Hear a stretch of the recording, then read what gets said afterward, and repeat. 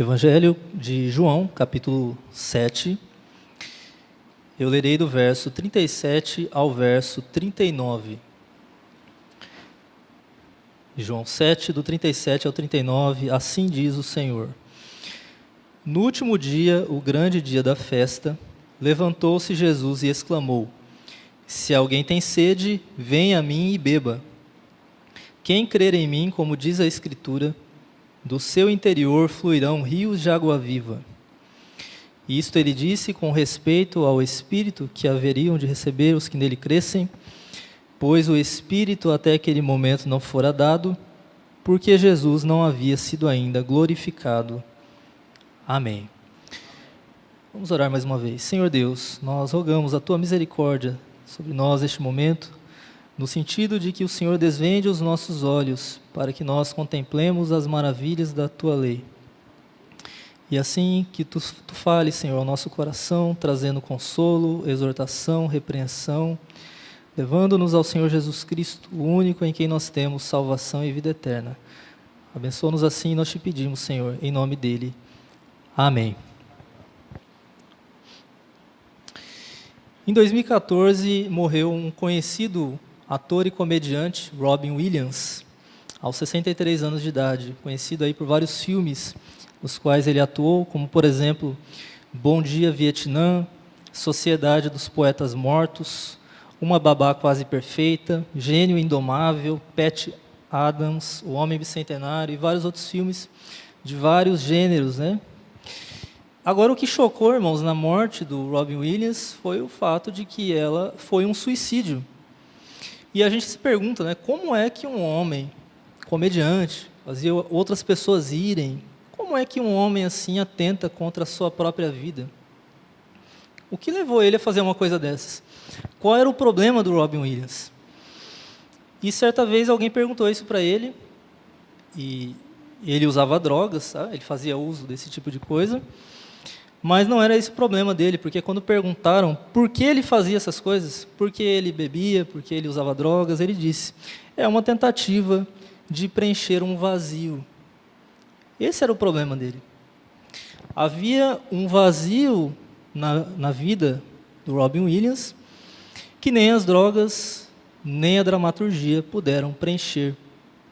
Ele tinha uma sede, mas essa sede nada neste mundo conseguiu saciar. Conseguiu saciar essa sede. E o pior, irmãos, nessa história toda, é que todos nós somos como o Robin Williams. E é disso que a nossa passagem trata. A passagem inicia dizendo que no último dia, o grande dia da festa, levantou-se Jesus e exclamou. Então Jesus aqui está numa festa que, se você olhar o contexto do início do capítulo, você vê que é a festa dos tabernáculos. Essa festa, irmãos, comemorava o tempo em que o povo de Israel esteve no deserto, e eles ficavam morando em tendas, por isso que era a festa dos tabernáculos. Havia culto, santa convocação, no primeiro e no 8º dia da festa. Sacrifícios animais também eram oferecidos todos os dias. Mas havia, irmãos, uma cerimônia que é especialmente importante para a nossa passagem aqui. Além de tudo isso, o sumo sacerdote pegava água no tanque de Siloé, em Jerusalém, levava essa água até dentro do templo, no átrio exterior, onde estava o altar do holocausto, e derramava essa água sobre esse altar. E isso diante das pessoas, já que o povo entrava, né, pelo menos os homens, no átrio exterior, e eles viam essa cerimônia acontecendo. Porém, isso acontecia em apenas 7 dias da festa. No 8º dia, o último e grande dia da festa, não havia derramamento de água. E é exatamente nesse dia que Jesus se coloca de pé, como diz aqui o texto, e exclama: se alguém tem sede, venha a mim e beba. Quem crer em mim, como diz a Escritura, do seu interior fluirão rios de água viva. O que eu quero ver com os irmãos aqui são 3 coisas que nós percebemos nessa fala de Jesus. Em primeiro lugar, Jesus percebe uma necessidade. Em segundo lugar, Jesus faz um convite. E em terceiro lugar, Jesus declara uma promessa. Esse é o esquema que nós vamos seguir aqui na nossa exposição. Em primeiro lugar, irmãos, nós vemos que Jesus percebe uma necessidade. Está aí logo no início da sua fala, verso 37. Se alguém tem sede, isso é uma constatação de Jesus. Não é uma condição no sentido assim de que há pessoas que têm e outras que não têm. Não, todos têm. E aqueles que percebem devem fazer isso que ele vai dizer logo em seguida, o seu convite. Todos os seres humanos têm uma sede espiritual. Há um vazio infinito no nosso coração. E nós estamos sempre ansiando por algo, mas nada nesse mundo pode preencher. Deixa eu te dar alguns exemplos. Quando nós estamos trabalhando, por exemplo, nós ansiamos por férias. Provavelmente alguns de vocês, estamos no início do semestre, mas é possível que vocês já estejam ansiando pelas férias, os formandos talvez aí pelo fim do seminário, né? Só que quando acontecer isso, vierem as férias, ou o fim do seminário, né? Os quartanistas aí, é muito provável que você vai ansiar pelo trabalho, pelos estudos. Ou, deixa eu dar um outro exemplo, você anseia por algum bem material, um carro, por exemplo. Quando eu tiver um carro, eu serei feliz. Mas aí você adquire o carro e você vê que não era aquilo que você queria. Talvez você pense até, vou comprar outro carro melhor, mas não vai resolver o problema. Às vezes nós achamos que um casamento é aquilo que vai trazer satisfação às nossas vidas. Mas depois que você casa, você vê que não era bem assim. Ou então os filhos. Quando eu tiver filhos, então eu serei uma pessoa realizada, satisfeita. Mas também não. Na verdade, irmãos, como C.S. Lewis diz, as coisas boas desta vida nos trairão, aí eu estou citando ele aqui, se nelas confiarmos. Elas não são a coisa em si, são apenas o perfume de uma flor que ainda não encontramos, o eco de uma melodia que ainda não escutamos, notícias de um país que ainda não pudemos visitar. Por que nós temos, irmãos, esse vazio infinito em nosso coração? Eclesiastes diz que Deus pôs a eternidade no coração do homem. Deus criou o homem de tal forma que ele só pudesse ser satisfeito com algo infinito, que é o próprio Deus. Esse vazio infinito colocado pelo próprio Deus, só Deus pode preencher. E foi preenchido quando Deus criou o homem. Deus fez o homem à sua imagem, o homem tinha comunhão com Deus no jardim do Éden, e ele estava plenamente satisfeito e realizado na presença de Deus. Mas nós sabemos que o homem pecou, depois de ter comido do fruto proibido, e esse pecado trouxe consigo a morte. Adão pecando levou todos nós com ele em seu pecado, todos nós pecamos nele, a gente já vem a esse mundo com o pecado original desde a nossa concepção, e as consequências do pecado são conhecidas, não é, irmãos? Nós somos pessoas culpadas, que merecemos o juízo de Deus, somos pessoas corruptas, e nós temos esse vazio em nosso coração, que foi deixado quando Deus nos deixou, por causa do nosso pecado. E você sabe muito bem o que é essa sede, esse vazio do qual eu estou falando. É claro, né, irmãos, que quando nós não somos salvos ainda, isso é uma coisa muito mais intensa.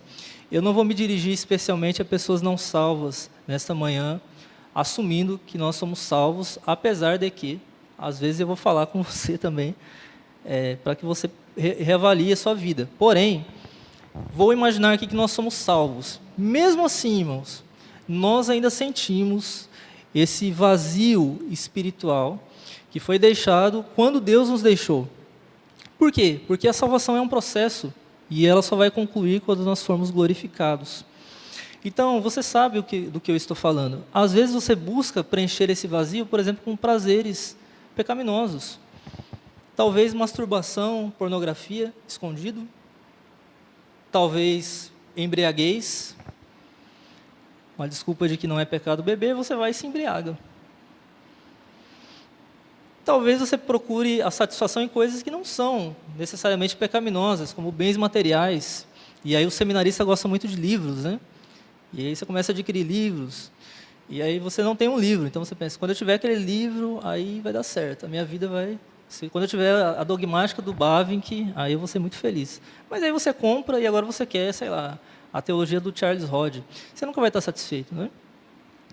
Talvez você procure a satisfação no trabalho, tentando ler muitos livros, fazer muitos exercícios, estudar bastante. ou então trabalhar incansavelmente em alguma igreja, uma congregação na qual você trabalha. Talvez a aprovação humana seja aquilo que você procura para satisfazer o seu vazio. Então você quer a aprovação do seu professor, ou você, professor, a aprovação do seu aluno, o pastor, a aprovação da ovelha. Pais procuram a aprovação dos seus filhos, os filhos dos pais, e assim por diante. Ou então o amor humano. Eu vejo o amor humano como parece a solução para os meus problemas. E aí eu acho que se eu tiver uma namorada, eu serei então satisfeito, e assim por diante. E finalmente, irmãos, coisas aparentemente piedosas também podem ser aquilo que nós colocamos no vazio do nosso coração. Por exemplo, há pessoas que procuram satisfazer o seu anseio por meio de experiências místicas. E isso até reformados às vezes, né? A gente sabe que tem uma tradição de avivamento também na tradição reformada, né? A partir do Jonathan Edwards, mas que é muito bem regulada. E talvez alguém procure, né, uma experiência que está fora da palavra de Deus para que ele sinta, então, a satisfação. Eu lembro quando eu era pentecostal, que uma jovem uma vez contou um testemunho e ela disse assim, olha, chegou um momento em minha vida que eu procurava experiências com Deus como um drogado procura a droga. Porque ela passou por experiências estranhas, muito estranhas, né? E eu não sei se foi de Deus ou não, mas experiências muito intensas. E depois ela procurava sempre experimentar de novo aquela mesma sensação. Se foi de Deus, irmãos, Deus é soberano. E às vezes Deus faz uma coisa conosco um dia e não faz depois. Tá? Você não pode ficar procurando. Mas ela procurava e ela achava que era aquela experiência que ia satisfazer os seus anseios mais profundos. E não era, e ela percebeu isso. Né? E ela nos contou o seu testemunho uma vez. Há alguns que fazem isso através de práticas legalistas também. Talvez se eu conseguir uma obediência aos mandamentos de Deus muito precisa, nos mínimos detalhes, então o meu anseio seja satisfeito. Mas não é assim. A conclusão, irmãos, diz aqui Bavinck, eu estou citando ele, é aquela de Agostinho, que disse que o coração do homem foi criado por Deus e que por isso ele não pode encontrar descanso a não ser no coração de Deus. Sendo assim, ele diz, todos os homens estão procurando por Deus, mas eles não o procuram da forma certa nem no lugar certo. Eles procuram aqui embaixo, mas ele está lá em cima. Eles o procuram na terra, mas ele está no céu. Eles o procuram longe, mas ele está perto. Eles o procuram no dinheiro, na propriedade, na fama, no poder, na paixão. E ele está no alto e santo lugar, e também com o contrito e abatido de espírito. Mas eles o procuram como se tateando pudessem encontrá-lo. Eles o procuram e ao mesmo tempo fogem dele. Eles não se interessam em conhecer os seus caminhos e não podem fazê-lo sem ele. Eles se sentem atraídos a Deus e ao mesmo tempo repelidos por ele. E ele continua, nisso como Pascal profundamente observou, consiste a grandeza e a miséria humana. Ele anseia pela verdade e é falso por natureza. Ele anseia por descanso e se lança de uma diversão para outra. Ele suspira por uma felicidade permanente e eterna e se agarra a prazeres momentâneos. Ele procura por Deus e se perde na criatura. É um filho nascido em casa e come as bolotas de porcos em terra estranha. Ele abandonou a fonte de águas vivas e cavou cisternas rotas que não retêm as águas. Ele é um faminto que sonha que está comendo e quando acorda descobre que sua alma está vazia. E é como um homem sedento que sonha que está bebendo. E quando acorda, descobre que está fraco e que sua alma está desfalecida. Essa é a situação, irmãos, de todo ser humano, mesmo daqueles que já foram alcançados pela graça, quando eles procuram a satisfação em outra coisa que não é em Deus. Como então nós podemos, irmãos, ter a nossa sede saciada? E aí vem a segunda parte do nosso texto. Jesus faz um convite. Diz a sequência... Jesus disse, se alguém tem sede, essa é a constatação dele, aí vem o convite, venha a mim e beba. Então, a esses que têm sede, todos nós, Jesus faz esse convite, beba em mim. Aqui está a satisfação que você procura. E esse convite de Jesus, irmãos, está totalmente associado com a cerimônia de derramamento de água, como eu já mencionei, que acontecia na festa dos tabernáculos. E essa cerimônia, por sua vez, está totalmente ligada com Êxodo capítulo 17, que você poderia até abrir aí, eu não vou ler, mas se você quiser acompanhar. Em Êxodo 17, irmãos, acontece um evento que não deve ser confundido com outro, tá? Que acontece lá em Números. Nesse evento, o povo de Israel murmura contra Deus, e como murmuradores, eles merecem o juízo de Deus. Mas Deus fala para Moisés o seguinte: Moisés, pegue a vara, a mesma vara com a qual Moisés trouxe o juízo contra o Egito, com as 10 pragas. Deus fala, pegue essa vara do juízo e bata na rocha. O povo estava murmurando porque não tinha o que beber, né? E aí Deus fala, você vai bater na rocha, eu estarei sobre a rocha, então a água sairá para o povo beber. Olha que interessante, irmãos. Quando Deus fala que Moisés deveria bater na rocha, e ele estava sobre a rocha, o que Deus estava dizendo é que Deus sofreria o juízo no lugar do povo. O povo merecia o juízo, eles estavam murmurando. Mas Deus fala, não, eu vou sofrer o juízo no lugar do povo. E o povo vai ter água para beber. Irmãos, isso daqui é uma coisa muito profunda e maravilhosa. É a maravilha de Deus ser punido no lugar do pecador. Deus é justo e Ele não vai inocentar o culpado. Porém, Deus é tão maravilhoso que Ele encontra uma solução de punir o pecado e ao mesmo tempo perdoar o pecador. Como? Ele sendo punido no lugar do pecador. E quando Jesus diz, venha a mim e beba, nesse contexto de festa dos tabernáculos, o que Ele está dizendo é, eu sou a rocha que foi ferida, para que vocês bebam de mim. E Paulo diz isso mesmo, não é? Em 1 Coríntios 10, que a rocha era Cristo. Aquela rocha punida no lugar de pecadores é o Senhor Jesus Cristo. Ele é quem estava designado pelo Pai para sofrer o juízo em nosso lugar, como diz Isaías 53. O castigo que nos traz a paz estava sobre ele. E Isaías também diz, o Senhor fez cair sobre ele a iniquidade de nós todos. E há um evento, irmãos, muito interessante quando Jesus está na cruz, que eu não sei se você já percebeu. Em João capítulo 19, no verso 28, nós vemos Jesus dizendo, tenho sede.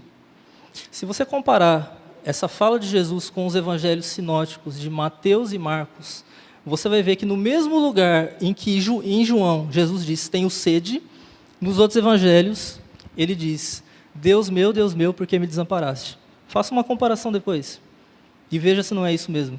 No mesmo momento em que nos sinóticos Jesus diz, Deus meu, por que me desamparaste? Em João ele diz, tenho sede. Irmãos, João, ele escreve de uma maneira proposital de sempre colocar mais sentido do que está à primeira vista nas suas palavras. É a característica de João. Quando ele coloca Jesus dizendo tenho sede, não é simplesmente que Jesus sentiu uma sede física, o que também é verdade. Mais do que isso, irmãos, Jesus sentiu uma sede espiritual, que é essa sede da qual nós estamos falando. Na cruz ele sentiu um vazio infinito, porque Deus como que virou as costas para ele. E ele então diz, Deus meu, por que me desamparaste? Ou em outras palavras, tenho sede. E ele sofre a sede em nosso lugar, para que nós não precisemos mais sentir essa sede. Porque ele sofreu a sede, porque ele foi punido em nosso lugar, nós podemos ser perdoados e satisfeitos. Isso é justificação. Porque Jesus sofreu a punição em nosso lugar, Deus agora pode ser justo e o justificador daquele que tem fé em Jesus. E aí quando Jesus diz aqui, se alguém tem sede, venha a mim e beba, ele está dizendo isso. Eu já sofri a sede por você. Eu já fui punido por você na cruz. Agora você pode vir e beber. Não precisa mais ficar sentindo essa sede, esse vazio. Ir a Jesus, como nós vemos na sequência, é crer nele. Né? Venha a mim e beba, verso 38, quem crer em mim? Então, ir e crer é a mesma coisa. João 6 também diz isso, né? Verso 35. Se alguém vir a mim, jamais terá fome. Se alguém crer em mim, jamais terá sede. Ir e crer é a mesma coisa. Então você tem que ir a Jesus, crer nele. E você terá a sua sede satisfeita, cada vez mais, até um dia quando ela será plenamente satisfeita na eternidade, na presença de Deus. Talvez você diga, mas eu já creio em Jesus, por que eu vou crer em Jesus de novo? E aí, irmãos, isso é uma visão um pouco errada. Eu lembro, quando eu era membro de uma igreja batista também, que nessa igreja havia uma crença baseada na perseverança dos santos, mas errada, tá? Que as pessoas pensavam assim: bom, se eu já declarei a minha fé em Jesus lá atrás, um dia eu fiz a oração do pecador, alguém perguntou se eu queria aceitar Jesus, eu levantei a mão e disse que aceitava, fiz uma oração. Se eu fiz isso, eu estou salvo e salvo para sempre. E aí a pessoa não ia para a igreja mais, ele não participava mais dos cultos, ele ia para a igreja só quando tinha Assembleia Geral e tinha alguma decisão importante, principalmente para atrapalhar o pastor da igreja, né? Aí ele ia lá e votava contra. Mas era um cara que não participava da vida da igreja, mas ele está salvo, por quê? Porque há não sei quantos anos atrás ele fez a oração do pecador. E esse pastor da igreja, um pastor muito bom e influenciado pela teologia reformada, ele dizia: olha, se você não crê em Jesus hoje, você nunca creu em Jesus. Porque, irmãos, a fé em Jesus, ela é algo constante. Então, é verdade, nós já cremos em Jesus algum dia. Mas o que Deus espera de nós é que nós continuemos crendo. E aí, irmãos, eu queria dizer para você que a solução para a sua sede não é algo mais profundo do que Jesus.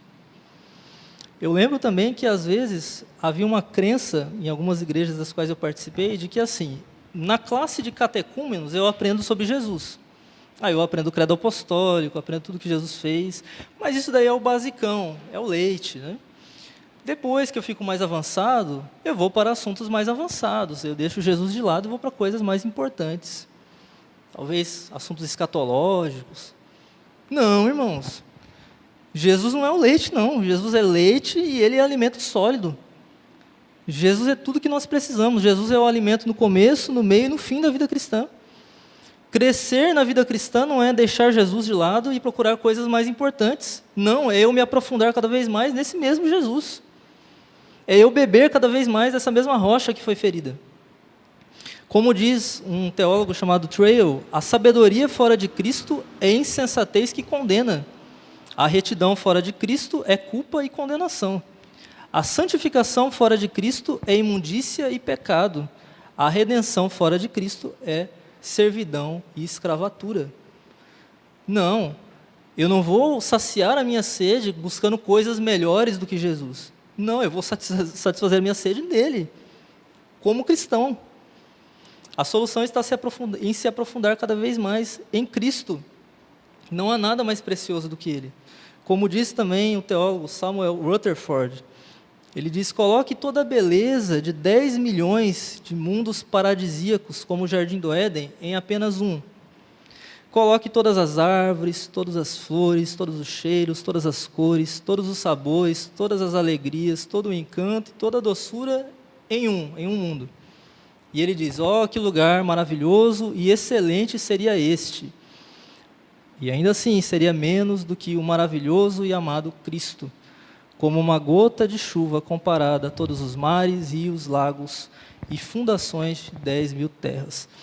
Não há nada melhor do que Jesus, não há nada mais precioso do que Jesus. Não há nada que pode satisfazer mais a nossa sede do que Jesus. A vida cristã, irmãos, não é nada mais do que Cristo. Paulo diz que ele não quer saber de nada, a não ser Cristo e este crucificado. É isso. Vida cristã é isso, irmãos, Jesus. Mas então fica uma pergunta, não é? O que é essa água que sai de Jesus e da qual bebemos? Porque é isso que satisfaz, não é isso? Não é a água que vai satisfazer a nossa sede? Jesus é a rocha, dele sai a água. E o que é a água? Nós continuamos aqui, Jesus agora declara uma promessa, em terceiro lugar. Versos 38 e 39. Quem crer em mim, como diz a Escritura, do seu interior fluirão rios de água viva. Isto ele disse com respeito ao Espírito que haviam de receber os que nele crescem, pois o Espírito até aquele momento não fora dado, porque Jesus não havia sido ainda glorificado. Nós temos aqui a promessa de Jesus e a explicação que o apóstolo João, o evangelista aqui, faz dessa promessa. A promessa é de satisfação, mas não só satisfação, abundância espiritual. Você vê aqui que ele promete não só uma água que vai satisfazer a nossa sede, mas uma fonte em nós que vai transbordar. É mais do que satisfação, é abundância. E aqui, irmãos, não é que nós nos tornaremos uma fonte. O ponto é que nós seremos habitados pela fonte. E a partir de nós, então, fluirá esses rios de água viva. É a mesma coisa que ele disse para a mulher samaritana em João 4. Ele diz que aquele que beber da água que eu lhe der, nunca mais terá sede. Pelo contrário, a água que eu lhe der será nele uma fonte a jorrar para a vida eterna. É a mesma ideia. E Jesus, irmãos, quando ele fala esse assunto, ele diz, como diz a Escritura. Então, como diz a Escritura, do seu interior fluirão rios de água viva. Ele está pensando aqui certamente em Êxodo 17, que eu já mencionei. Ele pode estar pensando em Ezequiel capítulo 47, que fala do templo de Deus, do qual sai um rio também de água. Isso aparece em Apocalipse capítulo 21 também. E aí vem a explicação de João, irmãos. Tudo bem, mas o que é essa água? E aí João vai dizer, verso 39, que ele disse isso com respeito ao Espírito que haviam de receber os que nele crescem. E ele fala que o Espírito não tinha sido dado ainda, literalmente no grego, o Espírito ainda não era, e ele só viria depois da glorificação de Jesus. Vamos começar aqui perguntando sobre a glorificação. Então, a glorificação de Jesus em João, irmãos, ela não é apenas a glorificação no sentido de ressurreição. No Evangelho de João, a glorificação começa com a própria crucificação de Jesus. 2 textos como exemplo aqui. João capítulo 3, verso 15, ou começando do verso 14, quando Jesus diz que assim como a serpente foi levantada no deserto, assim também o Filho do Homem deve ser levantado, para que todo que nele crê tenha vida eterna. Levantado aí é a cruz. Só que a cruz é uma elevação. Em João capítulo 12 é a mesma coisa. Jesus diz, quando eu for levantado da terra, atrairei todos a mim mesmo. Aí você pensa, ele está falando da ressurreição. Mas aí João explica, lá em João 12, depois disso. Ele estava falando do gênero de morte, pelo qual ele haveria de morrer. Então Jesus entende que a sua cruz é a sua exaltação. A glorificação de Jesus já começa aí. E é dito aqui que depois da glorificação de Jesus, viria o Espírito seria dado. Então, irmãos, Jesus ele viveu uma vida inteira cheio do Espírito. Começa já com seu nascimento, mas em João a gente vê isso claramente a partir do batismo. Ele é ungido com o Espírito Santo, por isso que ele é o Messias, o Cristo, que significa ungido. E aí quando Jesus morre, irmãos, olha que interessante, eu já falei para vocês sobre o tenho sede de Jesus em João. E João acrescenta uma informação depois da morte de Jesus, ou seja, depois da glorificação de Jesus. Ele diz que um soldado enfia uma lança no lado de Jesus, e desse lado sai sangue e água. E João enfatiza isso, eu vi, aquele que testifica dessas coisas viu mesmo. E aí a gente pode pensar, não, isso aí é só um fato natural, então acumulou-se água no pulmão, por causa de todo o processo lá da crucificação, e aí saiu sangue e água. Inclusive, João faz referência a isso em 1 João capítulo 5, não é? Como uma das testemunhas que dão testemunho de Jesus, a água e o sangue. Porém, irmãos, como eu já falei, João, ele sempre procura entregar mais do que está à primeira vista. Isso é uma coisa normal em João. E com certeza, irmãos, o fato de que sai água de Jesus, depois de Jesus ter falado, tenho sede, isso não é à toa. O que o evangelista está querendo nos mostrar é o seguinte, olha, lembra que Jesus tinha falado que ia dar de beber àqueles que têm sede? Pois é, ele sofreu a sede na cruz. E agora olha o que sai dele, a água. Ele é a rocha ferida, e agora saiu água. Sai sangue para perdão dos pecados. Mas sai água também, a água que satisfaz a nossa sede.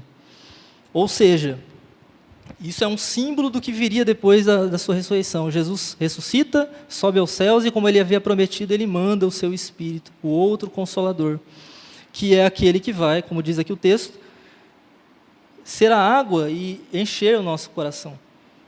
Porque a água, diz aqui, é o Espírito que haviam de receber os que nele crescem. Irmãos, isso não é nada mais do que aquela experiência que é descrita na Bíblia e na teologia como o batismo com o Espírito Santo. É uma experiência do qual todo crente desfruta na sua conversão. Como diz Atos, capítulo 2, verso 38. E recebereis o dom do Espírito Santo. E aí Pedro acrescenta, essa promessa é para vós, para vossos filhos e para todos os que ainda estão longe, isto é, para quantos o Senhor nosso Deus chamar. A promessa do Espírito, o batismo com o Espírito Santo, Pedro diz, é para todos que Deus chama. Não há exceções. 1 Coríntios 12, 13, Paulo também diz que a todos nós foi dado beber de um só Espírito. Olha aí, a água, é essa água aqui da qual nós bebemos. E todos nós que somos crentes, nós bebemos. Há uma diferença, não é, irmãos, entre a obra do Espírito no Antigo e no Novo Testamento. É por isso que é dito aqui que o Espírito ainda não havia sido dado. Porque no Novo Testamento a sua obra, diferente do Antigo Testamento, seria mais extensa, porque ela atingiria todas as nações, e mais intensa, porque ela nos levaria a clamar Abba Pai, o que nenhum judeu nunca teve coragem de falar. Agora, é claro que havia obra do Espírito no Antigo, mas no Novo Testamento é uma coisa tão nova, que João pode dizer, o Espírito ainda não havia sido dado. É uma novidade da nova aliança, a forma como ele é dado agora, como o Espírito de Cristo. Veja o privilégio que nós temos, não é, irmãos? E aí talvez você pergunte, mas como é que o Espírito preenche esse vazio? Porque ele é só uma pessoa da Trindade. Mas, irmãos, quando o Espírito Santo vem morar em nosso coração, segundo João capítulo 14, toda a Trindade vem também. Jesus em João 14 diz, olha, vocês vão receber o Espírito, eu vou mandar o outro Consolador, para que ele esteja convosco e em vós. E depois Jesus diz, eu vou voltar até vocês. Esse voltar dele é a vinda no Espírito. E depois ele diz, se alguém me ama, guardará minha palavra, eu o amarei, e o meu Pai o amará, e viremos fazer morada nele. Ou seja, quando o Espírito vem, irmãos, toda a Trindade vem. E você passa a ser habitado por toda a plenitude de Deus. Irmãos, isso é uma coisa que preenche. Porque o vazio é infinito. Mas nós estamos falando que ele é preenchido pelo Deus infinito. Deus começa a restaurar o paraíso em nós. Esse paraíso perdido, quando o homem pecou, ele começa a ser restaurado em nosso coração. Nós somos templos do Espírito Santo. E um dia ele será plenamente restaurado em toda a criação, como nós vemos em Apocalipse 21. E aí do trono de Deus e do Cordeiro, agora Apocalipse 22, nós temos lá um rio da água da vida que sai do trono de Deus e do Cordeiro, que é o Espírito Santo, e vai saciar eternamente a nossa sede espiritual. Só assim, irmãos, a nossa sede pode ser satisfeita, quando esse Deus infinito mora no nosso coração, que tem esse buraco infinito. Eu não sei se há algum pentecostal assistindo talvez pela internet, ou talvez você já veio de um ambiente pentecostal e tem algumas ideias erradas. Mas eu quero dizer o seguinte, que a obra do Espírito Santo em nossa vida não é uma segunda obra da graça. O que esse texto deixa muito claro, irmãos, é que nós bebemos do Espírito ao bebermos de Cristo. É uma única experiência. Quando eu vou até Jesus pela fé e eu bebo dele, do que é que eu bebo? Do Espírito. Eu bebo do Espírito em Cristo. Não são duas obras. Eu não vou primeiro a Jesus e aí sou perdoado, justificado e depois vou ao Espírito para ser batizado. Não, eu vou a Jesus. É em Cristo que eu experimento todas essas bênçãos. E aí talvez você diga, pastor, mas eu já fui batizado com o Espírito Santo. É uma experiência única no momento da conversão. Como é que eu vou continuar bebendo do Espírito? Pois é, irmãos, a Bíblia fala de uma outra experiência também, que é o enchimento com o Espírito Santo. E isso é uma coisa constante. Efésios capítulo 5, verso 18, usa o tempo presente para descrever o nosso ser cheio do Espírito Santo.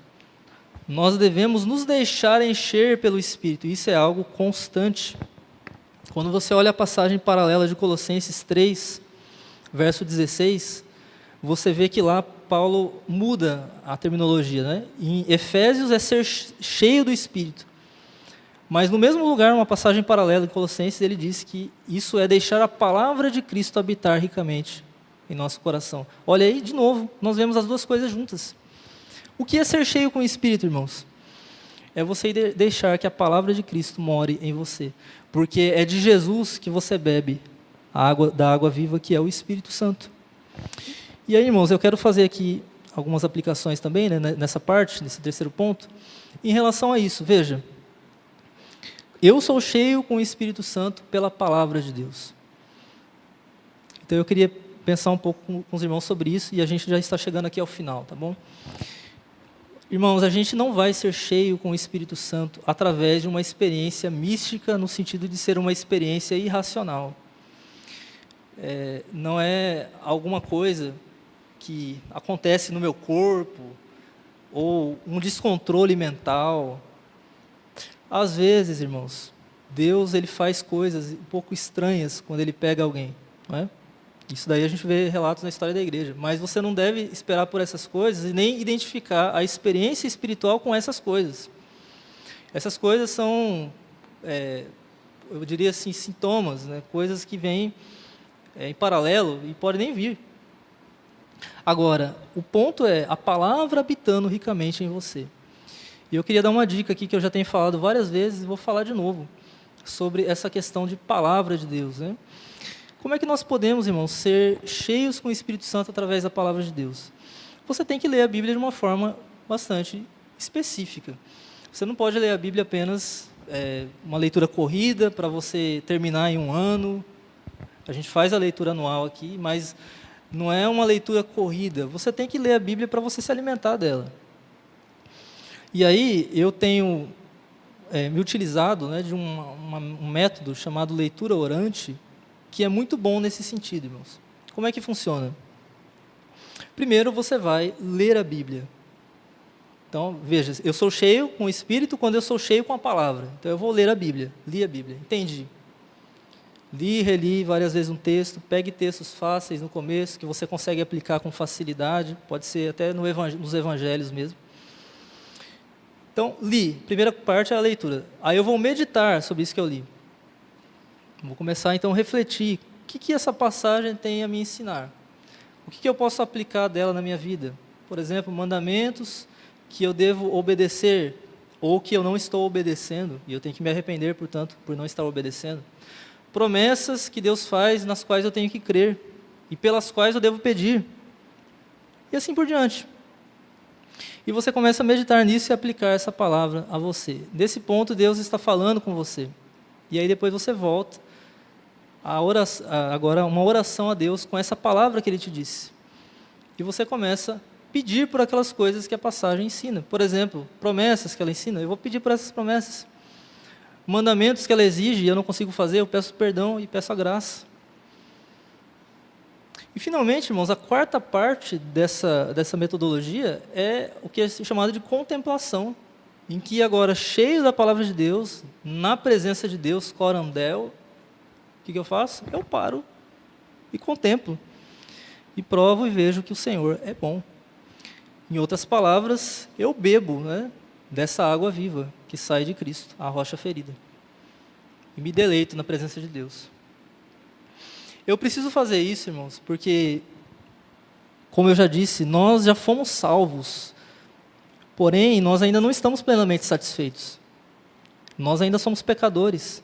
Nós precisamos constantemente ir até essa rocha que é Cristo e beber dela, para que a nossa sede seja cada vez mais satisfeita.